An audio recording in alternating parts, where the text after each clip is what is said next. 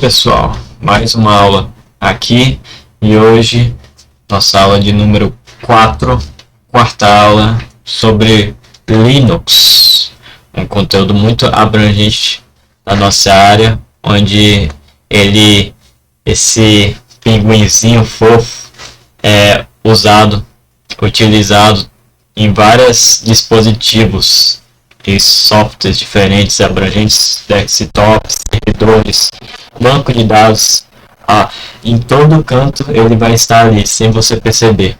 Como por exemplo no seu próprio celular Android é baseado em Linux. Então, resumidamente, ele é um sistema de código aberto no qual todos os colaboradores podem mexer nele e fazer suas próprias modificações por seus bem interesses, seja banco de dados, softwares celulares e tal, desktop e outros tipos de sistemas operacionais. Então, sem mais delongas, vamos começar a nossa quarta aula. Então, uma introduçãozinha rápida é que o Linux é um sistema operacional de código aberto, disponível para alterações, melhorias e novas implementações. Mas dizer Linux envolve um contexto que deve ser observado. É necessário compreender a diferença de distribuição GNU Linux e kernel Linux, ou em alguns casos apenas distro Linux.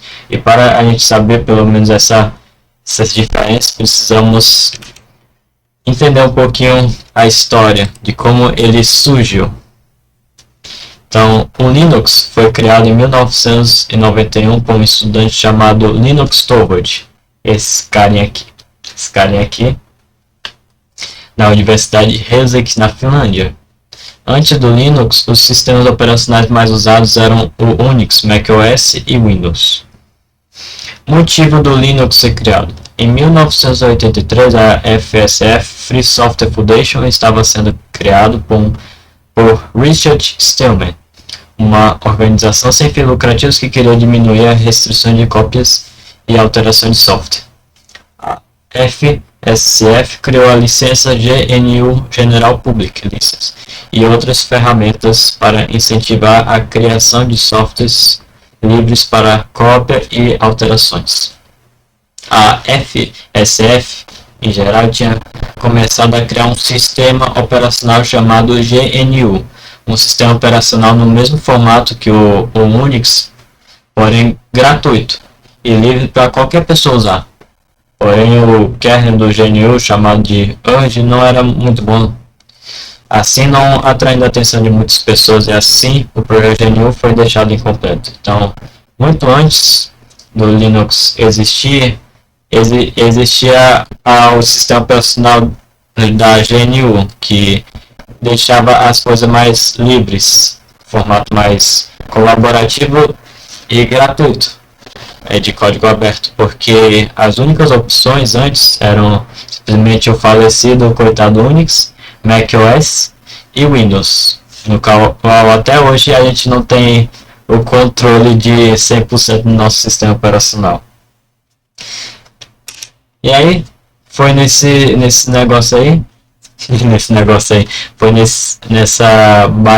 baixas da GNU que o GNU/Linux surge. Nessas horas que o Linux entra em ação com o Linux. O Linus Torvalds coloca o código-fonte do Linux em licença GNU para conseguir mais desenvolvedores para ajudar no Linux. Mas antes, ele colocou sobre sua própria licença que impedia atividades comerciais. O GNU e o Linux foram juntados e assim surgiu o GNU/Linux, que ficou mais conhecido como Linux. Então, o Linus Torvalds que pegou a licença da GNU para fazer o seu código-fonte do Linux. E aí fazer um sistema operacionalzinho com mais desenvolvedores para colaborar com essa tarefa que virou história.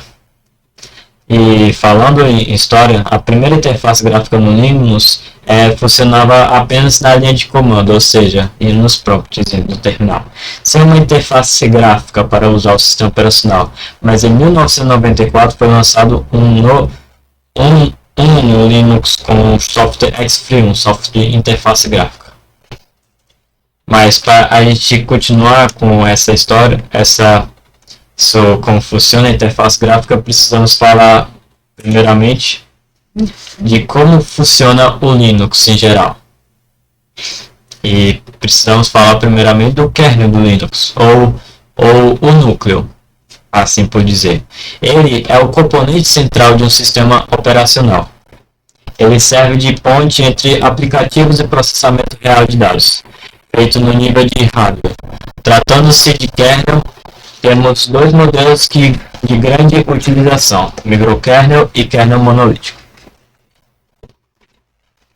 Então, o kernel, ou seja, o núcleo do Linux, ele é o gerenciamento do hardware central do componente no qual vai gerenciar os aplicativos e os processos real do hardware, seu processamento, sua placa de vídeo, sua RAM e tal.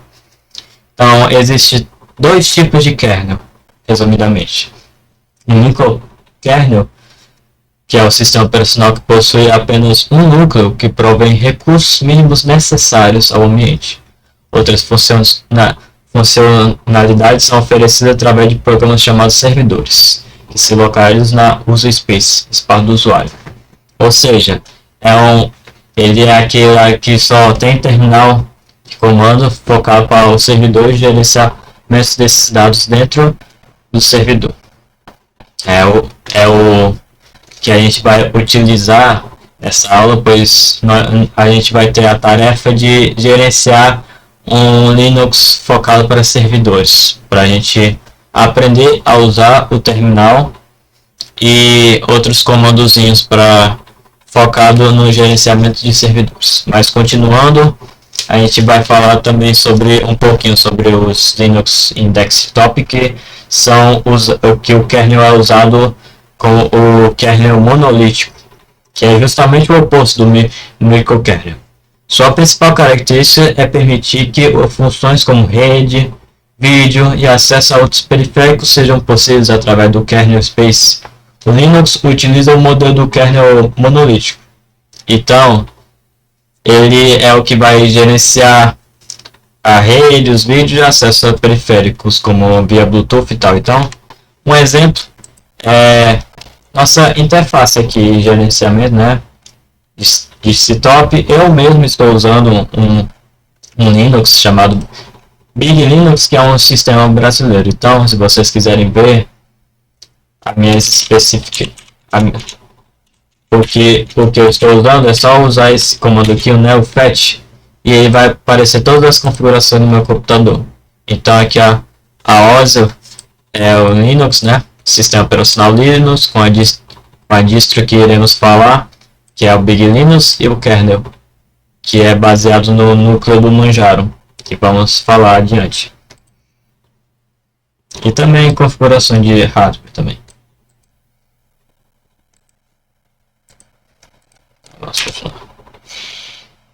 Então, continuando com o kernel monolítico, o seu desktop, por assim dizer, ele é baseado em 4 tipos de ambientes de trabalho, ou seja, interfaces gráficas. O ambiente gráfico no Linux não é apenas uma interface bonita e funcional, mas também um aspecto crucial para a experiência do usuário. Diferentes ambientes gráficos ou desktops oferecem características variadas de acordo com a necessidade de desempenho, personalização e recursos. Então, existem 4 tipos. O GNOME, que é o mais moderno e amigável, usado no mundo padrão. Então, é aquele mais simplesinho, que ajuda o usuário a utilizá-lo, por assim dizer, é o mais basicão. KDE Plasma, focado em personalização e muito eficiente na sua performance. Então, por curiosidade, esse é o meu ambiente gráfico, de interface gráfica, onde eu posso dividir a minha tela, adicionar outras coisas. Uma coisa que tem nos outros Linux, mas o meu é mais personalizável, no qual eu posso também adicionar widgets, assim por dizer, que é como eu posso botar um reloginho Dentro dele, vamos procurar aqui um reloginho. Aqui um reloginho, posso botar um reloginho aqui? Posso botar um reloginho aqui? Posso botar um reloginho aqui, fazer as coisinhas legais. Então é só uma coisinha a mais. Uma curiosidade a mais.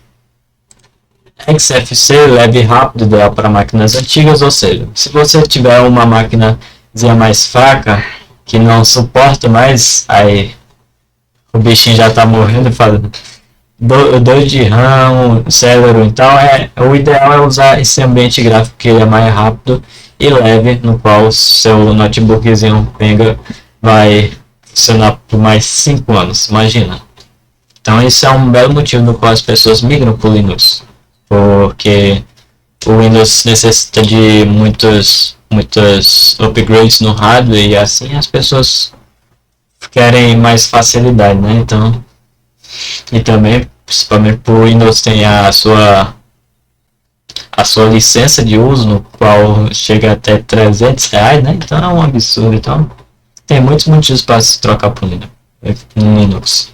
E o Cinnamon, interface tradicional, fácil de usar, no qual ela é mais minimalista e do que eu quero dizer, você bota o que você quiser, né? Então você vai estar lá, tipo um campozinho, né? E você bota suas coisinhas do jeito que você quer.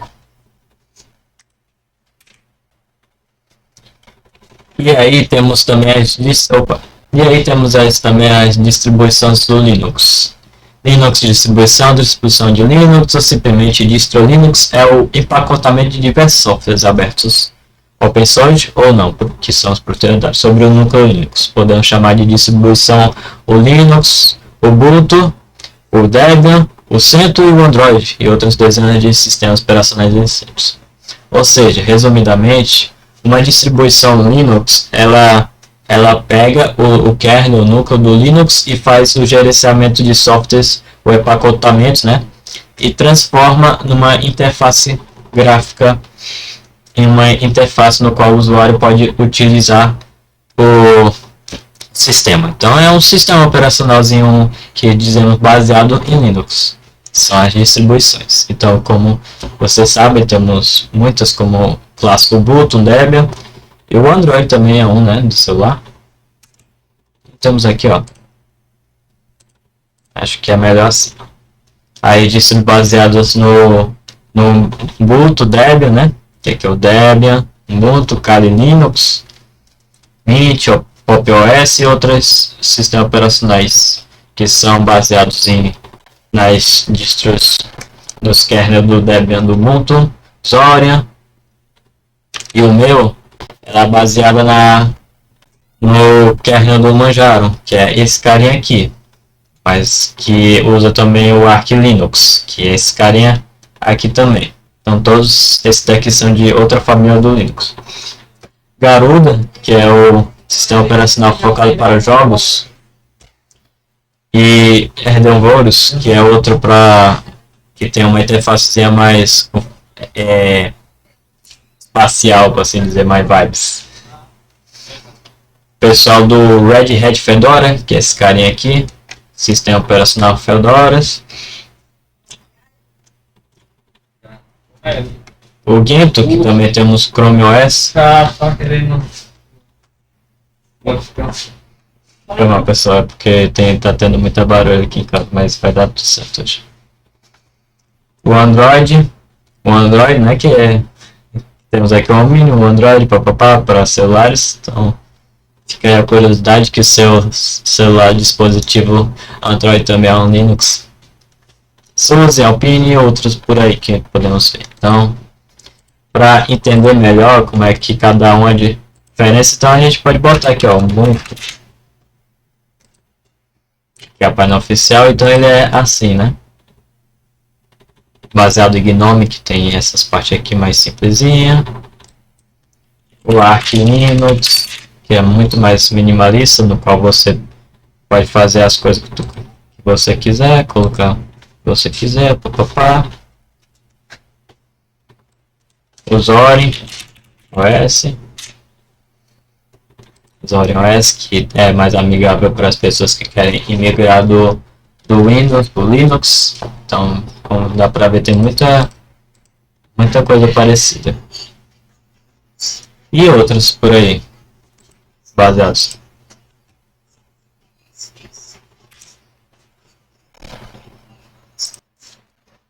Continuando aqui nossa aula, né? Agora vamos pro Linux, e vamos utilizar essa aula que é focada em servidores, que é o Ubuntu Server. O Ubuntu Server é uma distribuição do sistema operacional Linux voltada para servidores, focada em oferecer estabilidade e performance para ambientes corporativos e desenvolvedores. Então, resumidamente, as empresas, quando elas pedem no currículo sabe mexer no Linux, elas também podem pedir para envolvendo o desktop, mas quando você precisa gerenciar servidores, eles usam praticamente Linux, porque ele é mais leve para gerenciar as coisas e tal. Então, um exemplo é o Ubuntu Server, no qual a gente utilizará como exemplo para nós utilizarmos na linha de comando, resumidamente, do que a gente vai utilizar hoje. Ele foi criado pela Canonical. Ele evoluiu aos longo dos anos para se consolidar como uma das soluções open source mais populares no mercado de servidores. Seu público-alvo inclui empresas de todos os tamanhos, desenvolvedores que buscam flexibilidade e entusiastas que desejam um sistema operacional poderoso e seguro. No mercado, o Ubuntu Server destaca-se pela ampla adoção em servidores web, nuvens privadas e infraestrutura de TI, com dados de uso mostrando sua popularidade crescente. Ele é reconhecido como uma plataforma confiável que suporta grande parte da internet moderna. Então, o servidor ele é utilizado para gerenciar a entrada de pessoas nos sites webs, softwares webs, aplicações webs, nuvens privadas, onde você vai botar lá na nuvem suas fotos e vídeos, né? Então, quando você armazenar lá na nuvem, na verdade você está enviando para um servidor em algum lugar no mundo suas fotos, é onde você vai ter seu próprio servidorzinho, onde você pode ir no seu celular pegar suas fotos quando você quiser. E outras infraestruturas de TI. Então, como é que funciona o servidor? Ele funciona de um estilo de modelo cliente-servidor, no qual o modelo cliente-servidor é uma estrutura de aplicação que distribui tarefas e carga de trabalho entre os fornecedores de um recurso ou serviço, designado como servidores, e os requerentes do serviço designado como clientes. Então, por exemplo, você quer utilizar o WhatsApp, por exemplo, você quer gerenciar um recurso de enviar mensagem para o seu amigo. Então, como funcionaria? Você manda sua mensagem lá, papapá, seu amigo, e aí, tudo bem? Como é que você tá? Aí você envia. Antes de chegar no seu amigo, ele passa pelo servidor do método, né? Que é quem gerencia o WhatsApp por aí. Então ele vai lá no servidor do WhatsAppzinho ali, pega a sua mensagem e aí distribui para o seu amigo, no qual vai receber sua mensagem. Então é assim, resumidamente, como funciona nas aplicações. Então aí você usa a distribuição e aí o servidor capta ela para você poder utilizar e concluir a sua tarefa. A arquitetura e componentes essenciais do Ubuntu Server é o seu próprio kernel do Linux, né, que é utilizado como núcleo responsável pela comunicação de hardware, gerenciamento de processo de segurança, né, como falamos antes. Systemd, sistema de inicialização e gerenciamento de serviços, garantindo o controle eficiente dos processos. Então o Systemd vai ficar organizando o gerenciamento das suas produções, no que você está fazendo, no qual fica gerenciando seu armazenamento e coisas, e ajuda na inicialização, né? Repositório de apt no mecanismo de gerenciamento de pacotes que facilita a instalação e atualização de software. Então, quando você estiver atualizando, ele vai ficar organizando as coisas para deixar o mais limpo possível e rápido o seu servidor. e os pacotes DEBs, formato utilizado para distribuir e instalar a aplicação no mundo sem garantir compatibilidade. Então eles são responsáveis no qual você quer instalar alguma aplicação dentro do seu servidor, tipo o Docker também, ele pode ser utilizado, então podemos baixá-lo, usar ele. Estrutura de diretórios como etc para configurações, /var para dados variáveis, /user para programas, faz a organização do sistema ser clara e eficiente para administradores. Então, o seu servidor ele funciona como uma pasta clássica de um sistema operacional. Então, você tem aqui, né, seus arquivos papapá, né? Mas em vez de ser um servidor, em vez de ser essa aba bonitinha, você tem sua linha de comando, né? Então, como podemos ver, eu estou na pasta documentos. Apertando ls, comando ls, a gente vê outras pastas no qual a gente pode acessar. Então, funciona por assim, um servidor. Então, como eu falei, /etc é para você iniciar a parte para configurações, var para dados variáveis e para você usar os seus programas e tal, né? As coisinhas. A vantagem do Ubuntu Service são que ele é de código aberto e gratuito, licenciado pela GPL, que permite personalização e uso sem custo de licenciamento. Então você pode ser responsável pelo 100% do seu sistema operacional. Você pode utilizar o 100% do seu servidor.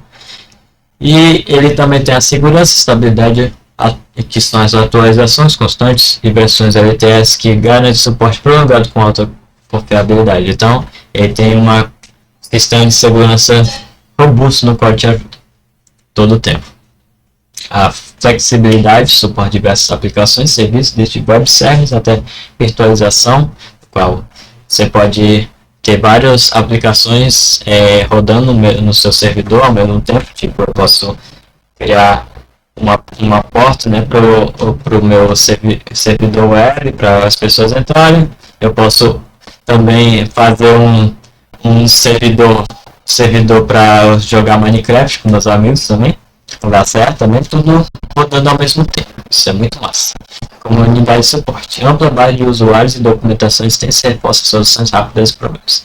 Então, como cada coisa na internet, sistema operacional, linguagem de programação e tal, tem uma documentação no qual ele te ajuda a utilizar de forma eficiente pela internet, né? Então você pesquisa ali o Ubuntu Server e tem toda a documentação básica de como utilizar.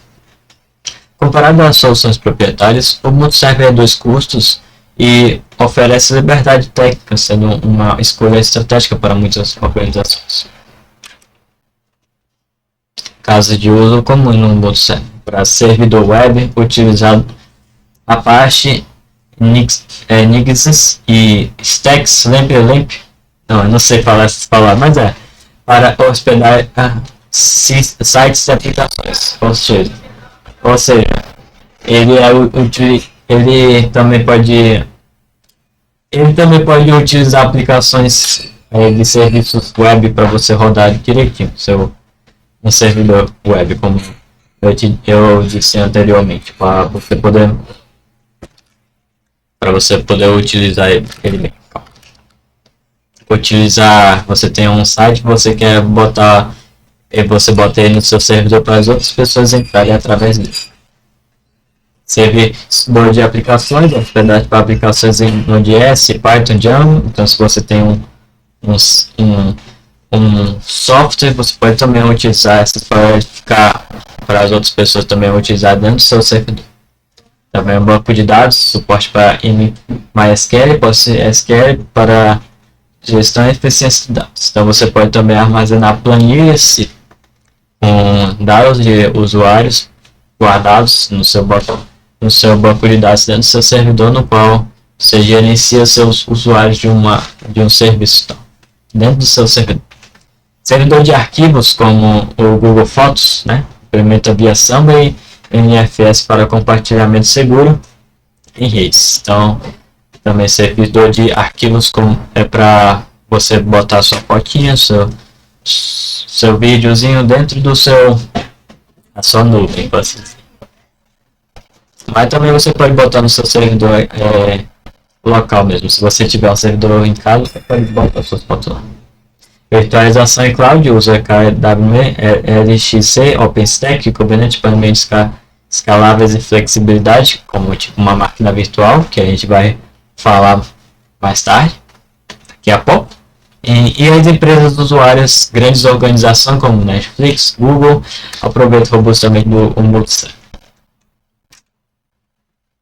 Então, como eu prometi, vamos utilizar um tipo de máquina virtual para a gente utilizar o nosso multiserver. Então, resumidamente, as máquinas virtuais são computadores de software com a mesma funcionalidade que os computadores físicos.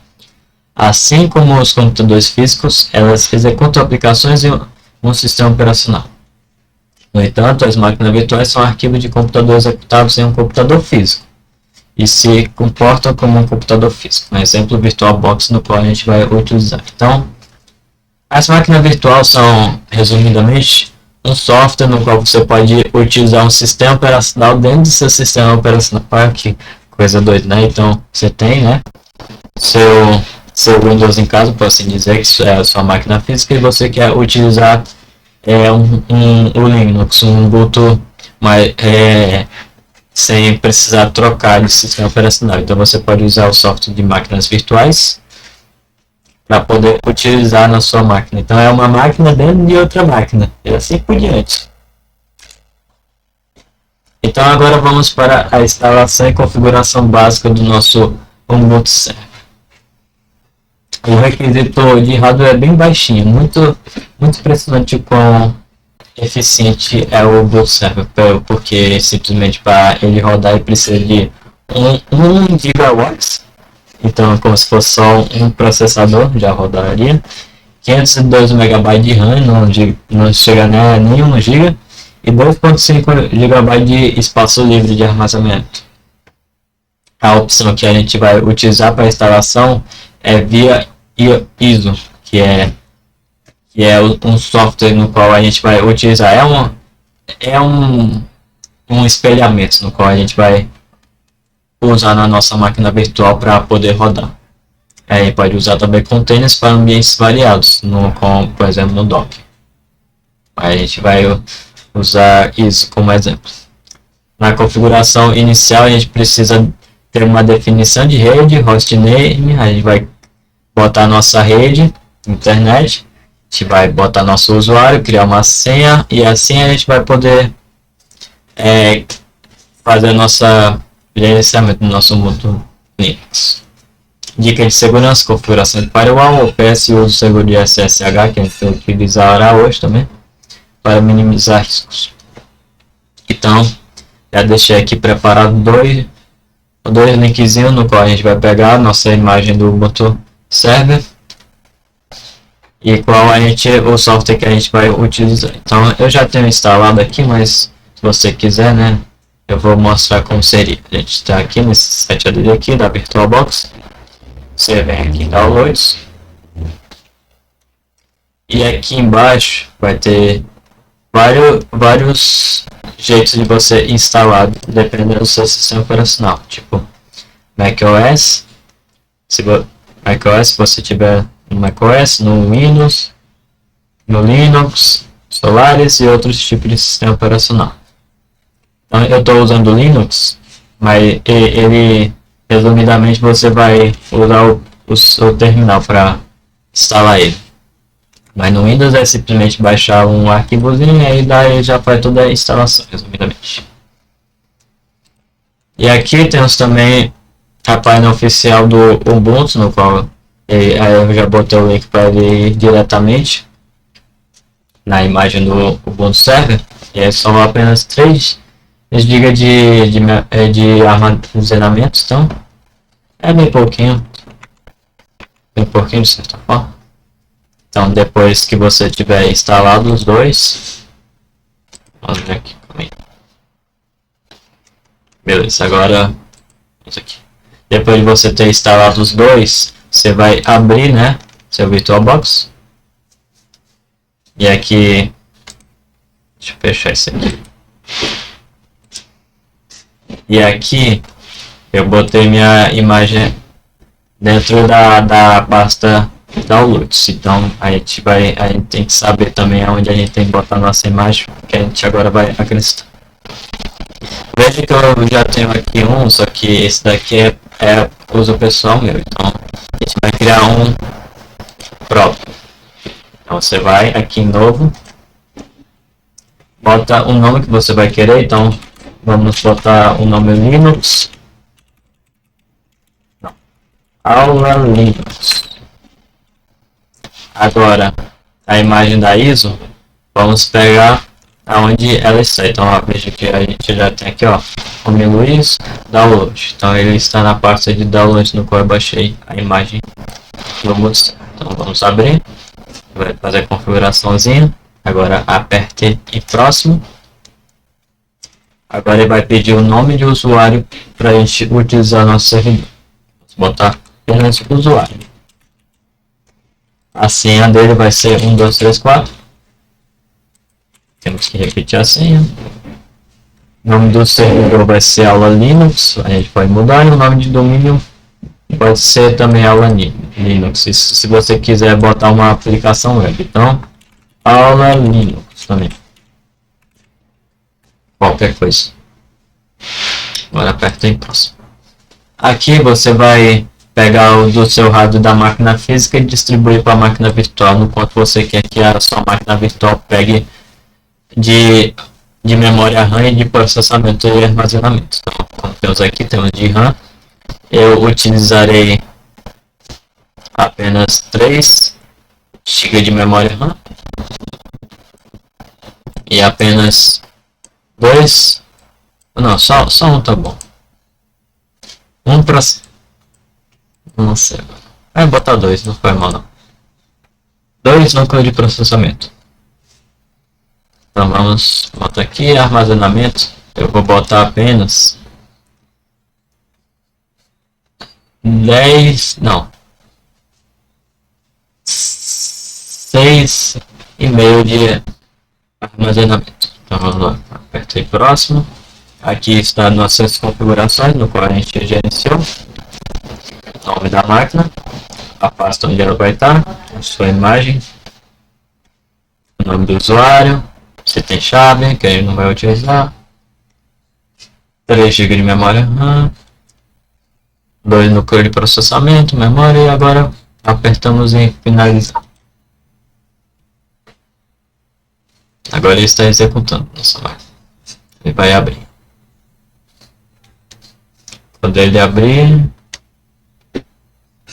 eu vou pausar o vídeo aqui.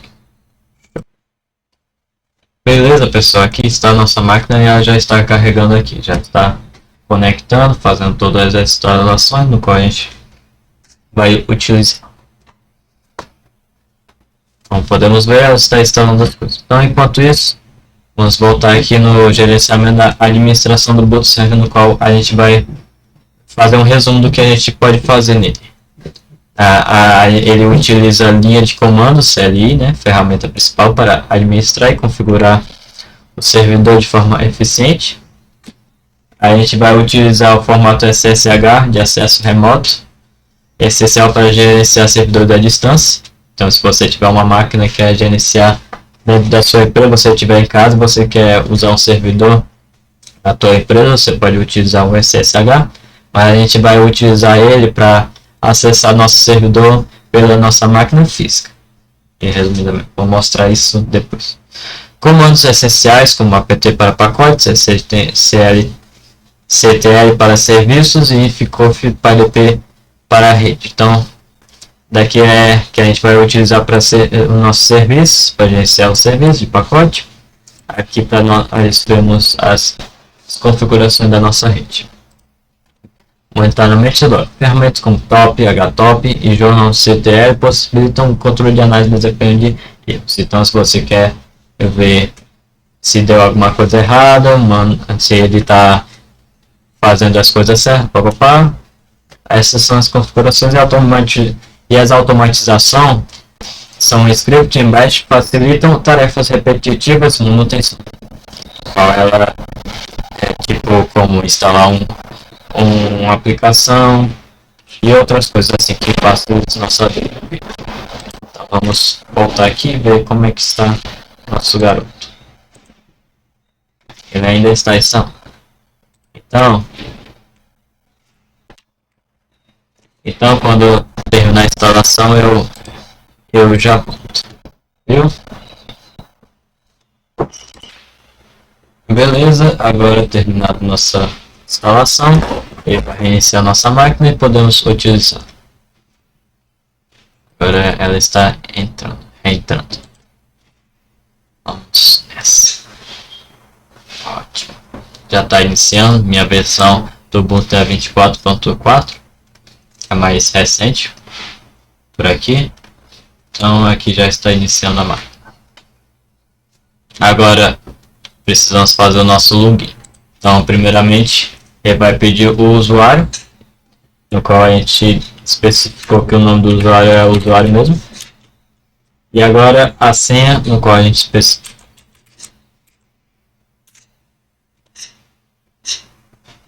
Agora ele note que ele inicializou e agora ele está pronto para ser utilizado.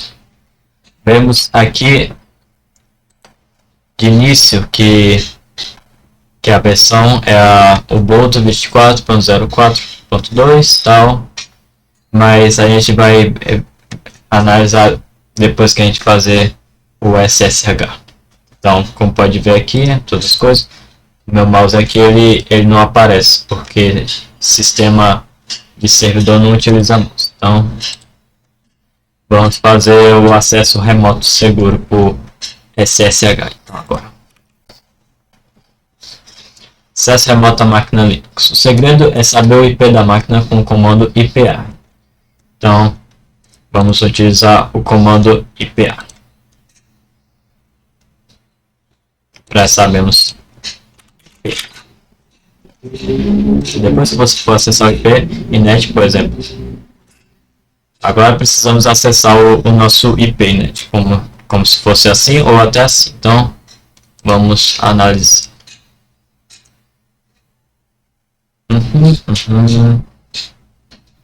Note que é esse daqui, só que eu esqueci de fazer uma coisa que a gente vai ter que fazer. Então aqui ó, a gente, antes de mexer em qualquer coisa, a gente vai desligar a máquina, pois a gente vai configurar uma coisinha dentro do nosso VirtualBox. Então você vai aqui, vai em configurações, agora vamos em rede. A gente precisa fazer que ele acesse a nossa rede de internet. Então vamos aqui em rede, adaptador, conectado a net. Tá vendo aqui, né? Vamos botar para a placa em modo bridge para ele pegar a internet da nossa máquina física. Então vamos apertar em OK. Agora ele vai estar conectado à nossa internet. Então vamos iniciar a máquina novamente.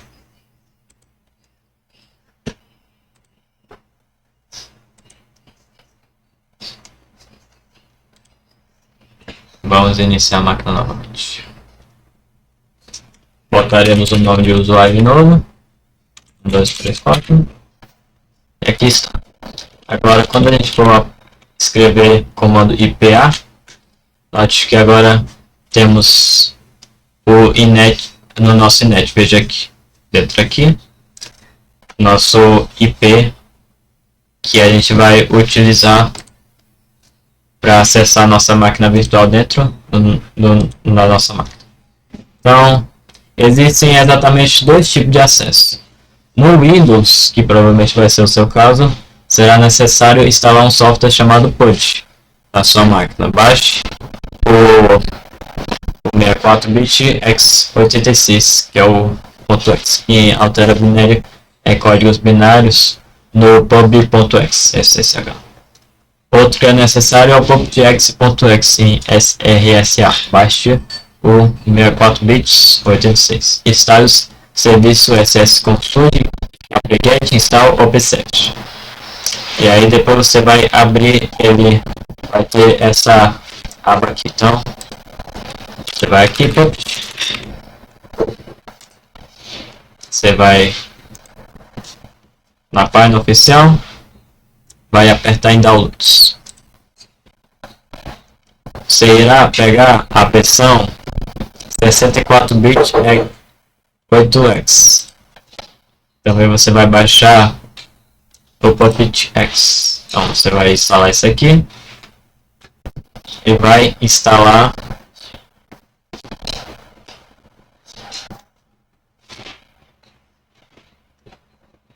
esse daqui. Show? E vai ter que botar esse comando aqui também. Quando você vai baixar esse daqui, você vai baixar esse daqui. Show? Quando você tiver feito isso, você vai abrir o seu, você vai abrir onde está o arquivo .exe, né? E aí vai aparecer essa aqui dentro. Aqui dentro você vai botar o IP e o seu IP. Vai apenas apertar aí open. Então tudo certo, você vai conseguir abrir. Mas se você não quiser fazer tudo esse baralhado, você pode acessar via Linux ou até prompt comando no seu terminal. Então tanto o Windows, tanto o Linux podem utilizar dessa forma. Então você vai aqui, escreve SSH e aí o nome do seu usuário, que é o usuário mesmo, 192.168. E aí vamos analisar de novo qual é o negócio. Então pode ser, é 100.163. Então vamos lá.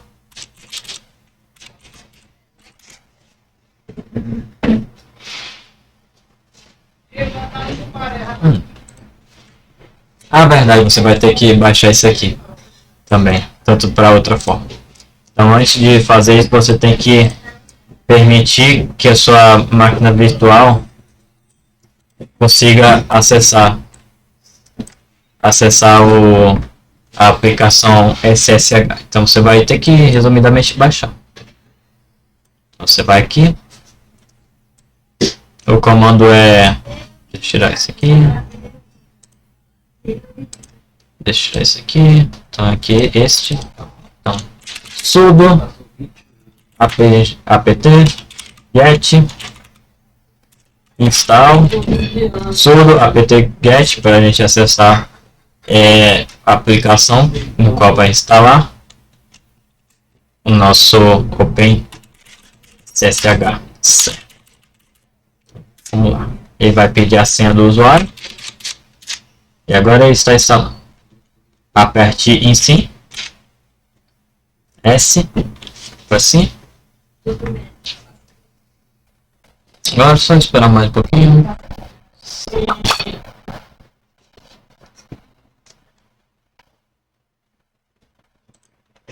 Ótimo, depois de instalado, agora a gente vai poder utilizar. Então, de novo, vamos botar o nosso comando.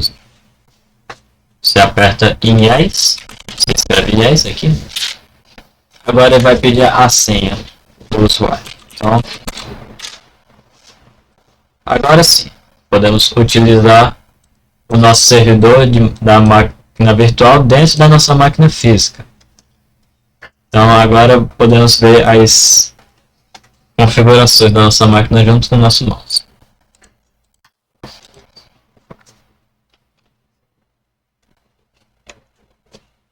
Beleza. E a versão que a gente está usando é o 24.04.2, né? Que usa GNU Linux, kernel GNU Linux. Documentação, do qual se você quiser ver algumas coisas, suporte, memória usada, processamento, nosso IPv4, que é o nosso IP, IPv6. Então, show de bola. Criar para ver outras configurações, papapá. Show. Agora vamos brincar com ele. Agora tudo pronto, vamos brincar com ele. Próximo slide.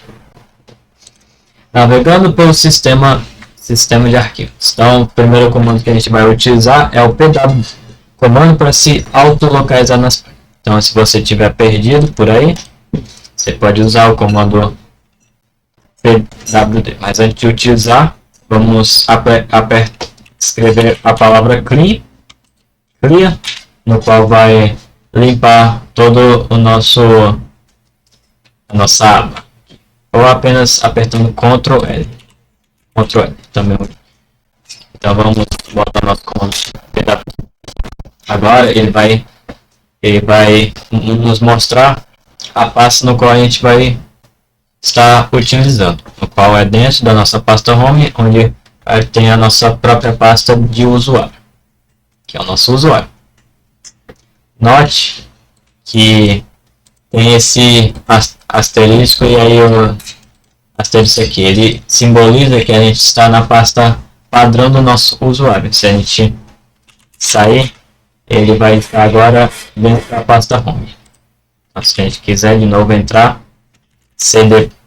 para sair, que a gente vai falar depois, e cd o nome da pasta para a gente entrar em. Beleza, próximo comando. cd, né, mudar de diretório. cd barra para ir para a pasta raiz, ou seja, o home. Então, cd barra, qual vai estar a barra. Então a gente pode ver pwd, a gente vai estar na pasta padrão em ls, com o comando ls, a gente vai ver no qual pasta aqui. Então essa aqui é a pasta central, no qual conecta todas as outras. Então aqui está o nosso home, o boot das nossas aplicações, arquivos temporais e outras coisas. cd dois pontos para sair do diretório. Então se a gente quiser entrar, cd home, nosso home, e aí cd dois pontos para a gente sair e voltar. E ls para listar os arquivos, como eu tinha dito. Então cd home de novo para a gente ver, e aí a gente quer ver o que está dentro da pasta no qual a gente está. ls, e dentro da nossa pasta home tem a nossa pasta usuário. Vamos entrar na pasta usuário. Ótimo. Yes, não tem nada essa pasta usuário. Então, de novo, ou simplesmente Ctrl L para limpar a nossa aba. Ctrl mais L. Filtrando a exibição de arquivos. Ele faz uma lista de arquivos apertando o Enter. Você desce a lista, usando o Ctrl C você sai da lista. Então você tem uma lista de arquivos e outras coisas. Então com ls/more você usa isso. Então vamos voltar aqui. Vamos cd barra para ir na pasta central. ls, vamos, e digamos que eu quero ir para pasta livre. Dentro da pasta livre, vamos botar o comandozinho que é ls/more. Veja que dentro da pasta tem um monte de arquivo junto. Então, como dito aqui, a gente pode apertar Enter para continuar descendo. Então, se tiver muitos arquivos, você vai ficar apertando descendo. E aqui temos aqui modos, papapá, NVIDIA. Aqui é para NVIDIA. Isso é louco. Papapá, e aí saiu já. Então, se a gente apertar aqui, a gente pode apertar Ctrl, a tecla Ctrl mais C para simplesmente sair. É Ctrl mais C? É Ctrl mais C. É para sair. Ah, saiu. Era só apertar Enter de novo. Beleza. Próximo. ls, nome do arquivo. Se você não tem certeza do nome, você pode colocar todo o nome ou metade. Use a tab duas vezes também. Se você sabe bem o nome ou não, tipo, temos aqui, por exemplo, o arquivo Linux, podemos botar ls Linux para saber se tem realmente o que está dentro da pasta Linux, do arquivo ou da pasta Linux. Se você não tem muita certeza do qual é o nome da pasta, ou só apenas ls, né? Então, home. Você vai ls home para ver o que está dentro dessa pasta. Se você não sabe exatamente o que está dentro dessa pasta, não, o nome dessa pasta, você pode simplesmente botar ls, apenas a palavra h talvez, e aí apertando tab, ele vai te entregar o que ele entendeu. Então só com h ele já vai automaticamente botar a palavra. Então vamos de novo. H tá. Aí veja. E aí vai de novo mostrar que tem dentro a pasta usuário. Então, Ctrl L para limpar de novo. Próximo comandozinho. LSP asterisco, eu acho que são. Ele vai te mostrar tudo que tem a letra P. Pode ser com qualquer letra, né, também. Só que isso aqui está errado. Então você tem aqui, vamos ver. Você quer botar, vamos ver o comando de novo. ls, e aí você só sabe que você quer ver todos os arquivos com a letra P. Bora lá ver quantos arquivos tem. Minha nossa! Nossa! Muitos arquivos com a letra P, eu acho. Por certo isso.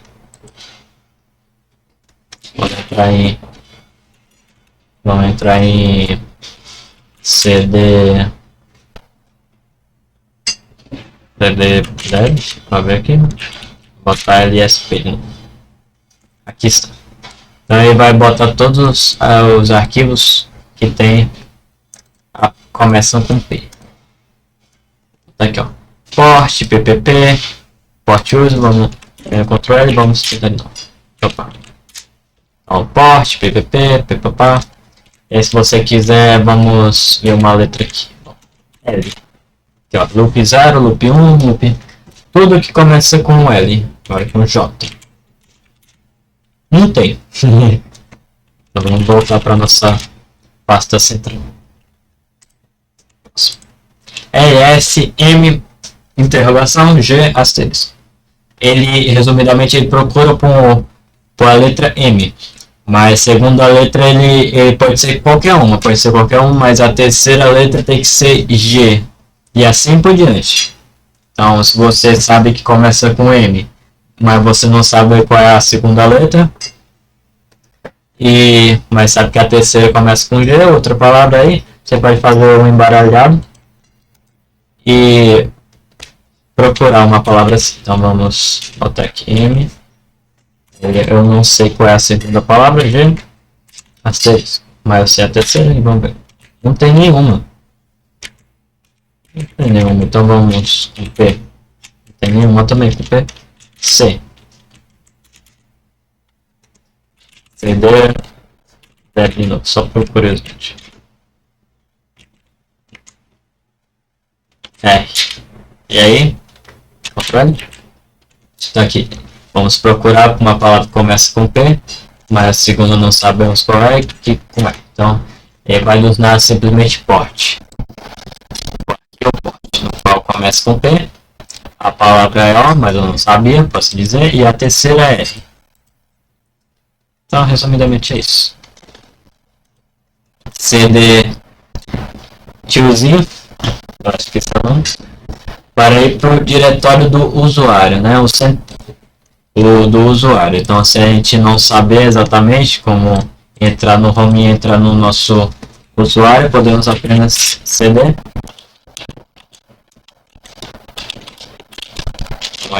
CD. E aí, ele automaticamente vai entrar na pasta do nosso usuário. Próximo. Arquivo.txt. Ele cria um arquivo de texto. Então, se você quiser criar um arquivo normalzinho, a gente vai botar touch. E aí vamos botar um arquivo de texto. Texto 1. E aí o tipo que vai ser txt, que é de texto. Então, criou. Agora, apertando nosso comando ls, note que dentro da nossa pasta, o usuário tem tem o arquivo de texto, show de bola. ls arquivo parêntese 1-3, esse aqui. Esse comando aqui, ele lista arquivo do 1 até o 3, pode ser usado 1,3 também para listar só 1 e o 3. Então se você quer listar de 1, 2, 3 e até o 3, use esse daqui. Mas se você quiser só 1 e o 3, você pode usar esse daqui. Show? Então vamos aqui. Então a gente vai criar texto 2 e texto 3. Show? Agora vamos listar eles. Apertando o Ctrl L, vamos no ls, texto, abre parênteses, 1, asterisk, fecha parênteses, asterisco. Aí ele vai dar todos os arquivos de 1 a 3. Agora só vírgula. Ele vai apenas listar o texto 1 e o texto 3, resumidamente. Show? Ótimo. Ó, frente a câmera aqui. Tudo certo, tudo bem? Ok. ls/system, ele lista o que está dentro do repositório system, que é o sistema, né? Então você tem aqui system, e eu não sei onde está. cd ali, system. Não é cd não. ls system. Ele vai mostrar o que está dentro do system. É o system. Show? File name barra procura pelo nome do arquivo. Então vamos procurar o arquivo. File name arc. Vamos ver se tem um arquivo com isso aqui. Nossa! Ele encontrou um monte aqui. Ele para encontrar os arquivos, né? Ele listou todos os arquivos aqui, no qual a gente pode utilizar. Show?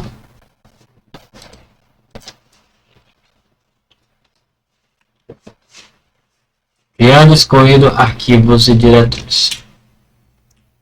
Então temos aqui mk arquivo para ele lista o que está dentro do repositório system.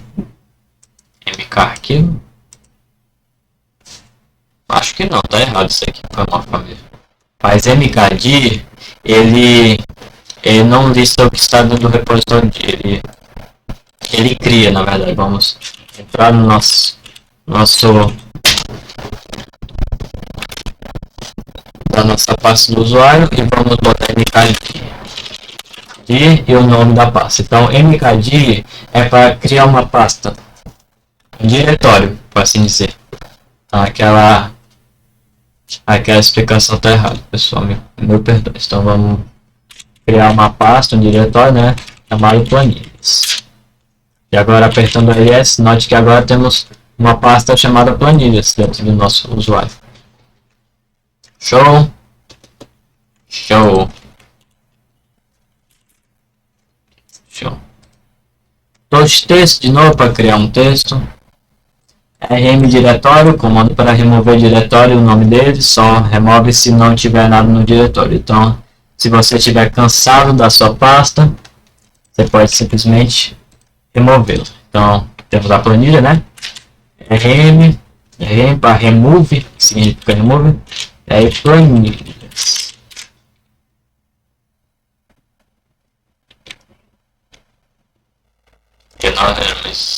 Ah, não, é arquivo. Deixa eu ver de novo.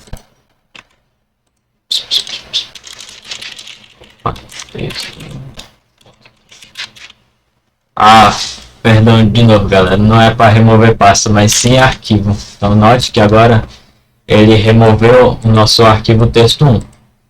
Então ele já não está mais aqui.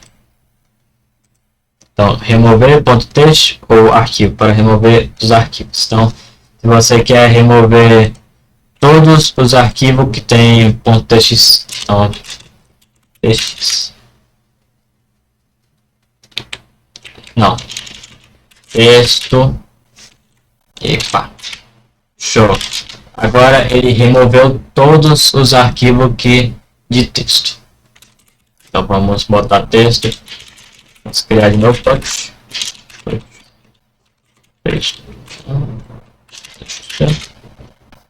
rm.txt. Vamos ver se é assim o negócio aqui, não?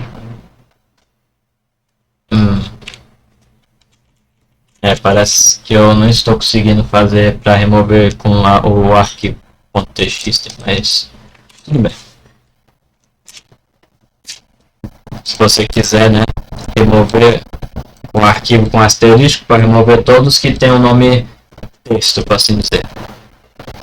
Remove -rf planilhas. Abre o diretório planilhas e apaga todos os arquivos e diretórios lá dentro. Então, se a gente quiser remover, né, o planilhas, note que aqui, né, então vamos entrar em planilhas para botar umas coisinhas dentro, né, botar texto 1, texto 2, texto 3. Agora, vamos sair dele e remove -rf. Agora planilhas para remover tudo que está dentro dele. Agora ele removeu e não tem mais planilha. Acabou. Sumiu. Tudo que estava dentro dele também sumiu. Show. Agora outros comandozinhos. Executando tarefa administrativa como. Então podemos atribuir uma senha para o root, porque é como se fosse administrador. O nosso usuário, o padrão, ele não tem capacidade de ser o ADM, o administrador. Então a gente precisa, para utilizar o ADM, a gente vai botar uma senha para ele, uma senha ao usuário existente, se a gente quiser. Então, para entrar no nosso usuário, precisamos da senha. Então tudo pass wd de word root. Então podemos botar primeiro a senha normal dele e agora a nova senha. Vai ser 1, 2, 3, 4, 5. Pronto. Agora vamos repetir a nova senha. Agora foi modificada com sucesso. Agora, se a gente quiser entrar no nosso logar como root ou administrador, né, a gente já escreve o comando sudo. Vamos lá. Sudo vai simplesmente entrar automaticamente no nosso usuário ADM. Então, note que agora, em vez de usuário, que era o nosso usuário padrão, agora somos o root @aulalinux, no qual temos o controle total do nosso servidor. Cat papapá, esse arquivo aqui para o arquivo de configuração do serviço SSH. Então, para ser mais rápido, vou apenas copiar. Com ele, você pode entrar no arquivo de configuração do SSH, se você quiser fazer algumas edições dentro dele. Vixe, apertei copiar sem querer. Vamos colar.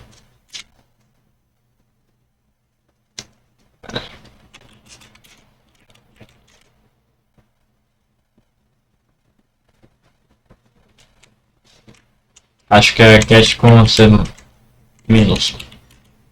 É cat com C minúsculo. Então ele vai listar tudo que está dentro do arquivo de configuração do SSH config.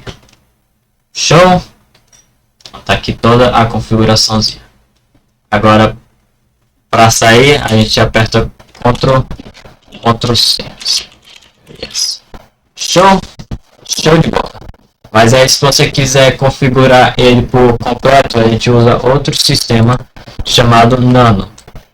Então se você quiser editar o arquivo, você pode utilizar esse daqui. Então esse daqui é para ver o arquivo de configuração e esse daqui é para acessar e editar. Vamos lá.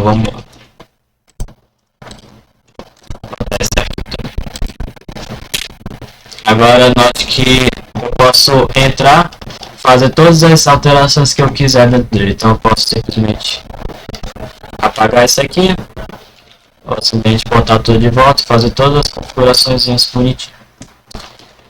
E aí aqui temos os comandozinhos para poder salvar, sair. Então eu vou utilizar Ctrl, que é esse chapéuzinho aqui, simbolizado pelo chapéuzinho, e X para sair do arquivo. E aí vamos apertar em Yes. Cancel. Ctrl X. E aí Y. Ctrl X. Ctrl X. Y. Agora vamos sair. Ctrl X. Pronto. Então, se você quiser acessar as configurações de um arquivo, vir texto, cria ou entra em um arquivo de texto.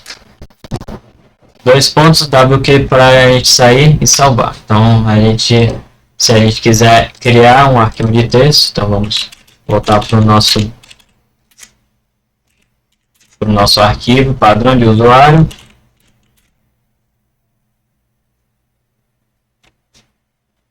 Esse daqui na verdade é do root, então vamos voltar para o nosso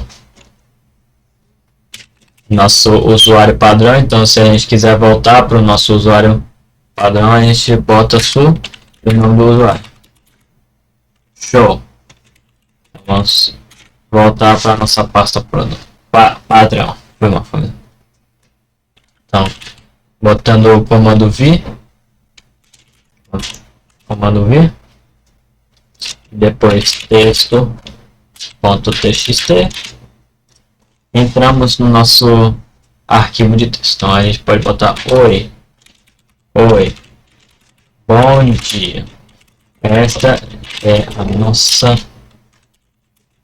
quarta aula,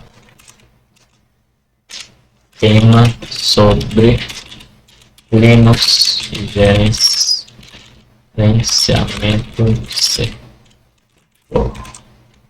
Show. Agora para sair a gente utiliza o comando 2 pontos, WQ. 2 pontos WQ.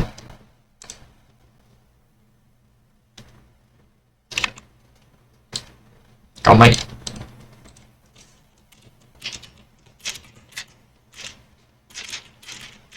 Ou só Ctrl C. Não. Temos que apertar.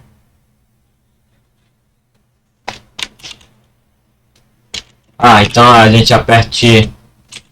Agora a gente está no comandozinho aqui. Né? Para 2 pontos.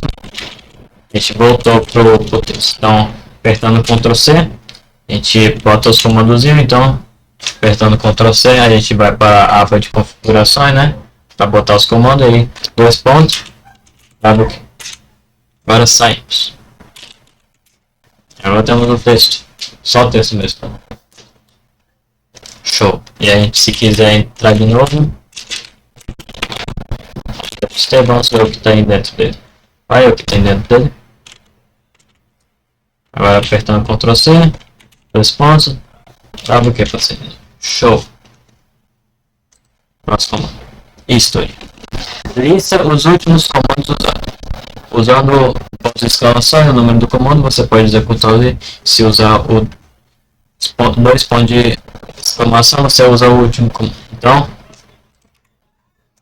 utilizando o comando history, você tem uma aba de comandos que você usou. Então vamos encher ele mais um pouquinho. Vamos botar um ls cd cd dois pontos, cd o usuário, vamos encher de comandos aqui. Deixa eu agora Torino também. Agora vamos escrever history. Comando history de novo. E aí temos todos os comandos listados da nossa máquina. Então temos cd, papapá. Então, se você quiser executar sem precisar escrever o comando, você pode simplesmente botar aqui, ó, exclamaçãozinha, e aí eu quero usar o comando que está na casa número 3, então exclamação 3, então ele utiliza.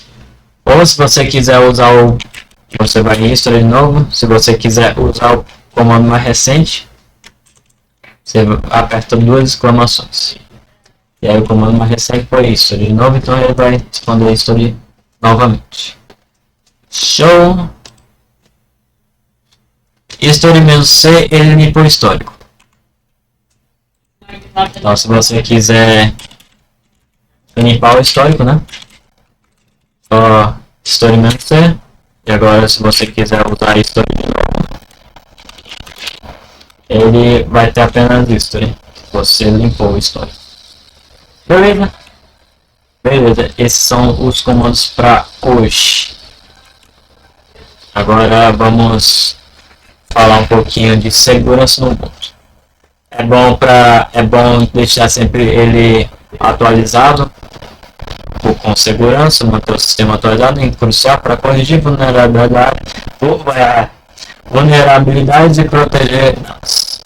Temos o firewall, o FW, que são as configurações básicas e avançadas para controlar o acesso a portas de serviços, Harden SSH, desabilitar login root, usar chaves SSH para garantir conexões e seguras, controle de acesso, uso de Linux e APDARM para aplicar políticas de segurança rigorosas, monitoramento de backup, ferramentas de detecção, instrução e rotina de backup garante recuperação rápida e continuamente. Então isso aqui é uma base do que você pode fazer para continuar a sua jornada no Ubuntu Server com segurança, se você quiser botar ele mais seguro.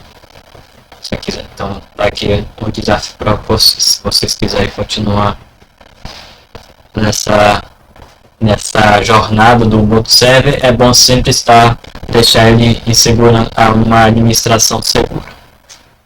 Use com moderação. Então, nossas conclusões e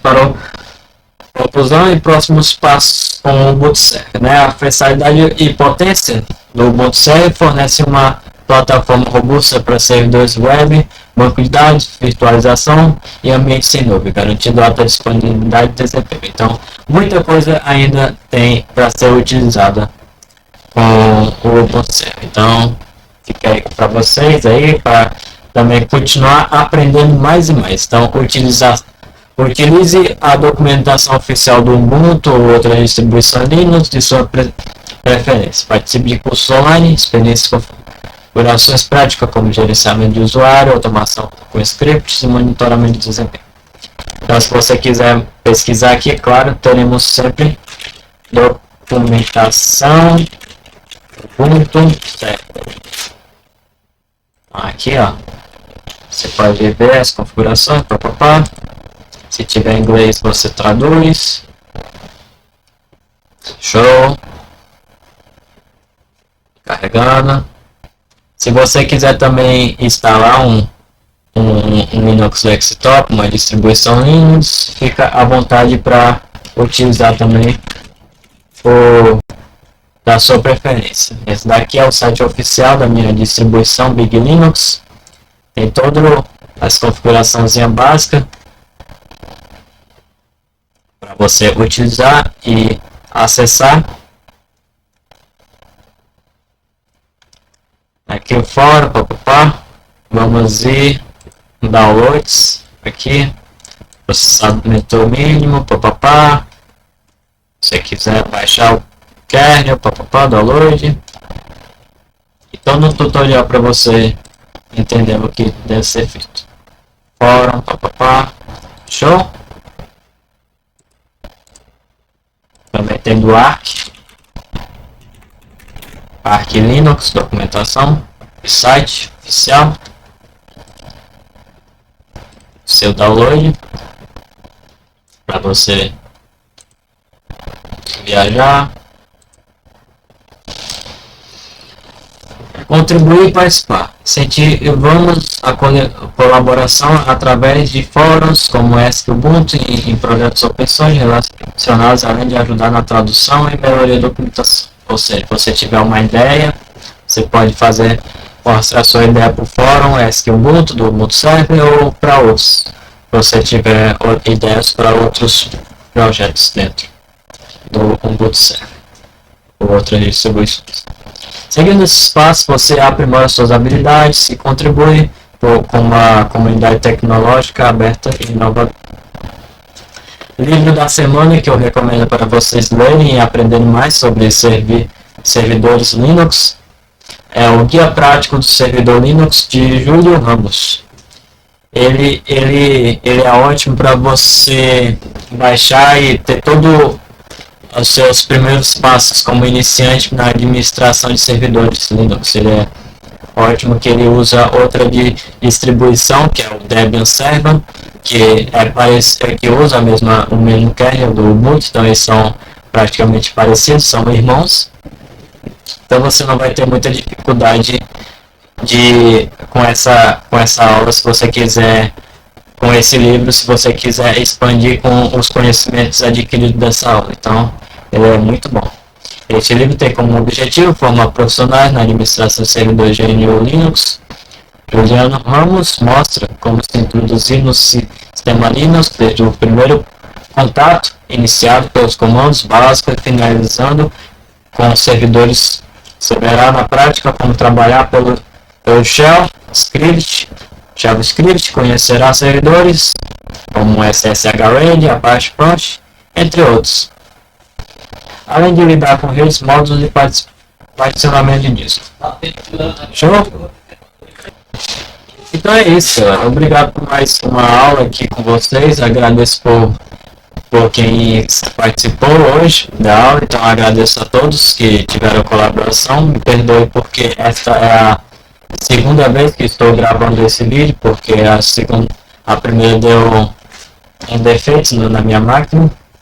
Ele travou tudo, mas isso são águas passadas. Graças a Deus que eu consegui fazer essa aula para vocês verem como funcionam essas ideias. Então, até a próxima, família. Falou. Foi. Até a próxima. Tchau. Show.